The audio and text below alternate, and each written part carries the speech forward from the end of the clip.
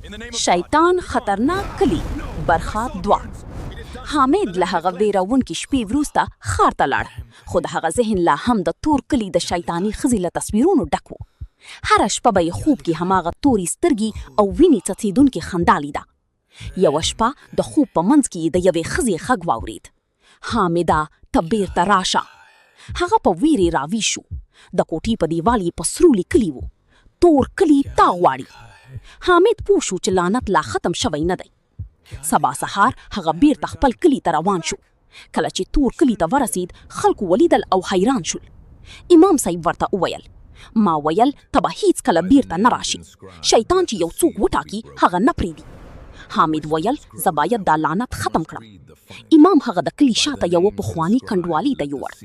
هلته د زړو کتابونو او تعویزونو ترمنځ یو لرغونی کتاب پروت و. امام ویل: 100 کاله مخکې د دې کلي یو جادوګر د ابدي ژوند لپاره خپل روح شیطان ته ورکړی و، خو قرباني غلطه شوه او د هغه ښځه په شیطاني بلا بدله شوه. د هغه روح تر هغو نه ختمیږي څو چې د هغه اصلي قبر ونه سوځول شي. نیمه شپه حامد، امام او څو نور زړور کسان هدیرې ته ولاړل. ناڅاپه ټوله هدیره لړزېده. له خاورو نه تور لاسونه راوتل. هغه ښځه بیا راښکاره شوه، خو دا ځل تر پخوا څو چنده غټه او ویرونکې. هغه په غضب چیغه وکړه: تاسو زما آرام خراب کړ.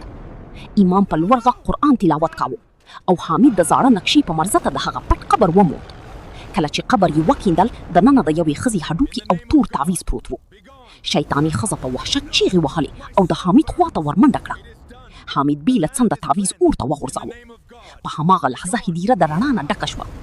شیطاني ښځه په لویو چیغو سره وسوځېده او په ایرو بدله شوه. ټول سوري وک شول. کلي له 100 کاله نتله خلاص شو. خو کله چې خلک روان وو، حامد د هدیرې د وروستي قبر نه د ماشوم د خندا غږ واورېد. هغه ورو ورو شاته وکتل. په قبر تازه لیکلي شوي وو: لعنت پای ته ونه رسید.